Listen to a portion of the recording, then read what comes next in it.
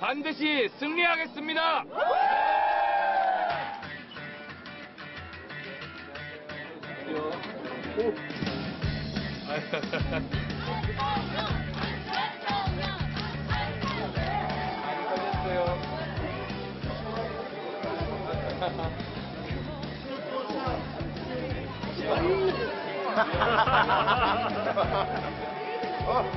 힘내겠습니다. 예.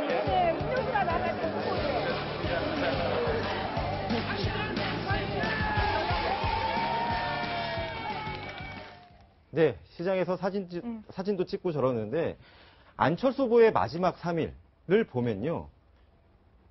호남에서 시작해서 충청권을 거쳐서 그 다음에 수도권으로 올라오는 일정입니다. 그렇죠. 이 홍준표 후보하고는 정반대인 것 같거든요. 철저히 서부 벨트를 공략하는 이제 전략으로 짰고 또 그 방식을 이제 뚜벅이 유세로 잡았어요. 이게 왜냐하면 뚜벅이 유세는 예전에는 그렇게 성공적이지 못했습니다. 근데 지금 이제 이번 선거 특징적인 게 뭐냐면 이제 SNS 선거라고 우리가 이야기하지 않습니까? 즉 SNS가 많이 보급되면서 실제로 이제 저렇게 가더라도 SNS, 페이스북 라이브라는 걸 통해서 실시간 이제 방송이 되기 때문에 저게 이제 수만 명, 수십만 명이 이제 바로 시청을 할 수가 있거든요. 그렇기 때문에 실제로 혼자 가는 효과가 있지만 실제로는 많은 사람들이 저 현장을 직접 보게 되는 그 효과가 누리게 됩니다. 특히 이제 안철수 후보 입장에서 본다면 지금 제일 급한 게 뭐냐면 젊은 층의 지지를 좀 끌어오는 게 상당히 중요하죠. 그런 면에서 본다면 젊은 층들한테 어떻게 익숙한 SNS 저런 방법을 통해서 선거운동을 한다는 것이고 또 안철수 다음. 이 안철수 다음은 뭐냐면 뭔가 다른 후보와 같이 뭐 거대한 유세에 많은 사람이 있는 게 아니라 정말 밑바닥부터 흘러가는 이런 어떤 유세 방식을 통해서 본인의 어떤 가치를 살리겠다. 이런 측면에서 이제 뚜벅이 유세는 어느 일정적 효과를 거두고 있는 것으로 저는 보고 있습니다. 네. 그러니까 지금 국민의당 관계자들을 만나보면 이 30대 지지율이 왜 이렇게 안 나오는지 모르겠다. 안철수 하면 뭐 총총 콘서트 떠오르는 분들이 많은데 고민을 했는데 사실 저 장면 보면서 막 소머리 창법으로 막 강하게 하는 것보다 좀 저게 더 훨씬 더 안철수답다라고 평가하시는 분들이 많더라고요. 저도 그렇게 생각하는데요. 문제는 타이밍입니다. 정치는 늘 타이밍이라고 하지만 저러한 행보를 예를 들면은 뭐 한 4월 초쯤에 아니 후보가 확정된 뭐 직후에 좀 그렇게 갔다든지 그랬으면 훨씬 더 좀 낫지 않았을까 하는 그런 생각인데 지금 시간이 이제 3일밖에 안 남았고 네. 지금 시점에서는 저런 식의 선거운동이 지금 시점에 하는 게 맞나? 저는 그런 생각이 들어요. 그러니까 좀 이 지난번에 김종인 전 대표를 영입해서 이른바 개혁 공동정부를 구성하는 그것도 저는 시기가 좀 늦었다라고 생각하는데 이번 뚜벅이 요새도 시도가 참신한 시도고 굉장히 또 호응을 나름대로 얻고 있다라고 저도 보는데 조금 시간이 너무 촉박한 상황에서 시작을 했기 때문에 안철수 후보로서는 참 아쉽다 하는 그런 생각을 갖거든요. 그렇기 때문에 사실 안철수 후보 하면 4차 산업혁명, 상징 그런 게 있지 않습니까? 그런 상징화된 그런 부분이 있는데 그런 것을 살리기 위해서는 진작부터 저러한 좀 새로운 방식, 기존의 정치의 문법과는 다른 방식, 그리고 그를 통한 이 IT 기술을 그야말로 선거운동에 접목하는 어떤 그러한 방식의 그런 것을 통해서 혁신의 바람을 선거운동에도 불러왔으면 조금 더 정말 이 문재인 후보를 넘어설 수도 있었을 텐데 그러한 타이밍을 좀 놓친 것이 참 아쉽다 그런 생각이 좀 듭니다. 네, 약간 좀 실기한 측면이 있다 이렇게 이제 평가를 하셨는데 안철수 후보가 또다시 이제 뭐 민주당에 대해서 이제 비판하는 발언을 했습니다. 저희가 그 영상을 준비했습니다. 들어보시겠습니다. 민주당이 오히려 새누리당 부활시키고 있습니다. 다시 만약에 민주당이 집권하게 되면 친박을 중심으로 새누리당이 다시 살아납니다. 그런 일이 또 있으면 되겠습니까? 아무리 정치를 하지만 아니 지금 교육 안 바꾸면 아이들 미래가 없는데 돈 때문에 못한다는 그게 말이나 됩니까? 저 진짜 그거는 정신 상태를 고쳐야 돼 진짜. 자, 새누리당이 부활한다. 저건 무슨 말입니까? 그러니까 민주당 집권하면은 거기에 맞서서 다시 또 친박 세력들이 부활할 수 있다 이런 얘기를 하고요.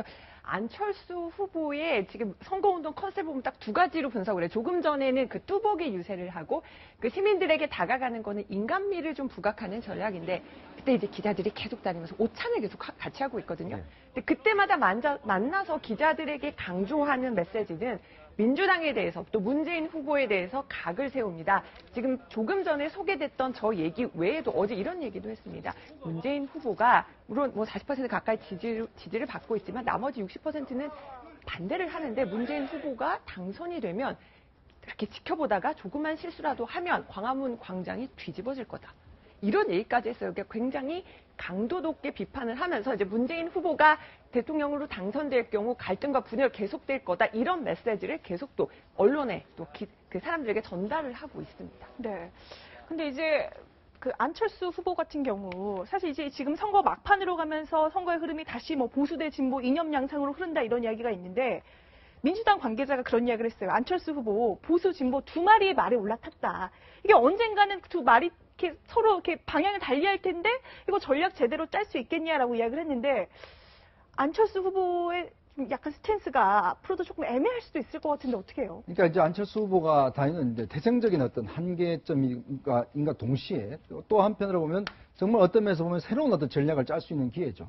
아까 이제 그 영상에 나왔지만 뭐 정신 있습니까 이런 이야기 저는 좀 TV 토론에서 했으면 얼마나 좋았을까라는 그런 또 생각도 해봅니다. 그러니까 뭐냐면 결국은 제3지대에 있는 사람은 굉장히 공격적이어야 되는 것이죠. 왜냐하면 양쪽 보수와 진보 이쪽 양쪽이 갈라 싸우면 중도에서 뭔가 자신의 대안을 내놓고 그 대안을 가지고 좀 더 적극적으로 이제 설파에 들어가야 되는데 특히 TV 토론 전략에서 제가 볼 때 햇볕 정책을 예로 든다면 햇볕 정책에 대해서 문제가 들어오면 그에 대한 자신의 어떤 전략과 소신을 강하게 이야기를 해줘야 되거든요. 근데 이제 들어왔을 때 뭐냐면, 공도 있고 과도 있는데, 뭐 이렇게 이제 넘어가 버렸죠. 바로 이제 그 지점입니다. 지금, 양쪽으로 갈라진다는 결국은 이제 이게 선거가 끝나면 갈수록 양쪽으로 이제 흩어지는 거는 당연히 이제 현상인데, 문제는 저렇게 중간지대에 있는 분 같은 경우는 저렇게 어떤 자신의 소신과 이거에 대해서 강하게 주장을 하고 좀 강하게 양쪽을 공격해야지만이 자신의 입지가 생기는 것이거든요. 그걸 아마 이제 뒤늦게 지금 보면 문재인 후보와 그다음에 홍 후보 양쪽이 생기면 결국은 똑같은 지금 상황이 될 것이다라는 걸 이제 공격을 하고 있는데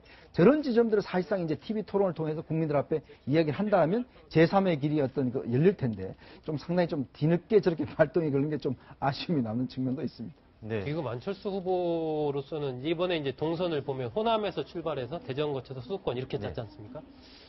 저는 굉장한 딜레마가 있을 것 같아요. 만약에 이번 대선의 결과가 호남에서의 결과가 예를 들면은 문재인 후보 쪽으로 상당히 쏠리는 현상이 발생했다. 네. 이렇게 됐을 경우에 안철수 후보의 향후에 정치적인 입지라든지 이런 것들을 확보하기가 굉장히 어려울 수가 있겠다. 이런 생각이 좀 들거든요. 그렇기 때문에 안철수 후보로서는 지금 호남에서 이제 시작을 하는 것도 저는 오늘 이제 광주 쪽에서 움직이고 있지만은 호남에서의 지지도가 앞으로 어떻게 나오느냐. 네. 이것이 안철수 후보의 정치적인 운명과도 굉장히 관련이 깊을 것으로 예상이 됩니다. 만약에 호남까지도 지금 안철수 후보는 확실한 어떤 자신의 근거지라고 할 수 있는데 지금 정치적인 의석수를 본다면 호남이지 않습니까? 네. 근데 호남에서의 이른바 밑바닥에 흔들리는 그런 사태가 오게 된다면 그 이후에 여러 가지 어려움을 겪을 것이기 때문에 안철수 후보로서도 뭔가 정말 특단의 그런 걸 생각을 할 텐데 지난번에 그래서 냈던 것이 사실은 개혁국민정부 구성인데 그런 것을 통해서 마지막 이 대선 판의 구도를 한번 흔들어 보자. 나름대로 이제 내민 카드인데 그것도 그렇게 효과를 보지 못했고 아까도 말씀드렸지만 그것도 제가 보기엔 타이밍이 늦었기 때문에 그런 면에서 본다면 최근에 TV 토론부터 시작된 몇 번의 이 전략적인 실책 이런 것이 안철수 후보로서는 지금 굉장히 아마 뼈 아프지 않을까 그렇게 생각이 됩니다. 말씀 중에 이제 호남의 지지가 굉장히 중요하다 이렇게 말씀을 해주셨지 않습니까? 근데 사전 투표를 보면은 전국적으로 평균이 한 26% 정도 됩니다. 근데 호남은 상당히 높습니다 또. 근데 거기에서 안철수 후보 측에서는 문재인 후보를 이겨서 이제 선거 전반적으로 보면은 양강 구도가 형성됐다라고 이야기를 하는데 이게 어떤 근거가 있는 말입니까? 저도 어떤 근거인지 궁금하긴 하고 이제 어제 안철수 후보 채널A와도 인터뷰를 했었어요. 어제 아침에 했는데 그때도 사전 투표율이 높은 것은 변화에 대한 열망이다. 네. 1, 2번 찍던 그런 패턴에서 벗어나서 변화를 원하는 열망이 반영됐다라고 안철수 후보도 그렇게 해석을 하기로 했습니다. 근데 안 후보 측에서 좀 고무적으로 생각하는 것 중에 하나는요. 페이스북 라이브 조회수, 그러니까 본인이 걸어 다니면서 하는 유세 조회수가 매우 높아졌다는 것 또 하나랑 인스타그램이라고 또 다른 SNS가 있잖아요. 거기에 이제 안 후보랑 인증샷을 찍은 사진이 굉장히 많이 올라갔다고 합니다. 보통 그 사진 수에 올라가는 것이 연예인들인데 안철수 후보가 정치인으로는 이례적으로 안철수 후보랑 찍은 사진이 그렇게 많이 올라갔다고 해요. 그런 어떤 밑바닥 민심 그리고 SNS 민심에서 또 확인할 수 있듯이 또 양강구도로 갔다. 이렇게 국민의당은 주장을 하고 있습니다. 네. 네. 그러니까 실은 저는 이제 대선날 투표 못할 것 같아서 어제 사전 투표를 했는데 네. 투표장 가서도 진짜 고민되더라고요. 그렇죠. 근데 저처럼 저는 투표를 했지만 아직 마음 결정 못한 부동층이 분명히 있거든요. 안 후보가 이 마지막 부동층의 마음을 흔들 수 있는 전략, 이틀밖에 안 남았지만 마지막 뭐가 있을까요? 일단 이제 그 후보 유권자들이 이제 투표장에 갈 때 제일 크게 이야기한 자기 표가 사표가 되지 않을까라는 그런 걱정을 솔직히 하십니다. 네. 즉 될 만한 후보를 밀어주겠다는 그런 처음에 이제 가기 전에는 분명히 이제 자기가 가치 투표를 하겠다고 이제 결정을 한 분이 이제 선거자에 딱 들어가면 내가 투표한 찍은 게 사표가 되지 않을까. 네. 그래서 될 만한 사람 찍어주자 이런 심리가 있는 것이고 그렇기 때문에 이제 지금 보면 자꾸 이제 구글 트렌드 이야기하고 막 하는 게 뭐냐면 내가 당선될 수 있다라는 걸 이제 그런 심리를 좀 극복해 주기 위한 이제 그런 하는 것이거든요. 근데 지금 같은 경우는 사실은 이제 제가 볼 때는 결국 뭐 모든 변수는 이제 별로 없어지는 것 같아요. 즉 단일화 변수도 이제 없어지고 결국 이제는 유권자들이 스스로 결정을 하게 되는 이제 그런 이미지인데 이제는 뭐 이제 TV 같은 거 뉴스 같은 거 보시면서 이제 스스로 마음속으로 이제 결정을 하고 네. 그 자기 표 자체가 이제 됐을 경우에 정말 나라를 바꿀 수 있을 것인가 이런 문제에 대한 이제 그 아주 근본적 고민과 함께 즉 내가 또 찍는 후보가 당선될 수 있을 것인가 이거에 대한 이제 고민이거든요. 그렇기 때문에 지금 안철수 후보 쪽도 지금 호남 쪽에서 사전투표했는데 우리가 다 유리하다 막 다 이야기하는 것도 보면 결국 그런 심리를 좀 극복시키기 위한 하나의 전술이죠. 네. 그렇다고 한다면 이제 저는 마지막 남은 건 결국 이제 후보들 자신이라고 봐요. 자신들이 결국은 이 상황에서 얼마만큼 국민들의 확신을 주는가 아니면 또 하나는 실수를 하지 않는가. 정말 지금에서 말 실수는 굉장히 치명적입니다. 그렇기 때문에 마지막 후보 스스로가 자신을 변수로 삼지 않는다면 이 투표 자체는 보면 큰 변수 없이 일단은 끝나지 않을까라는 싶습니다. 네.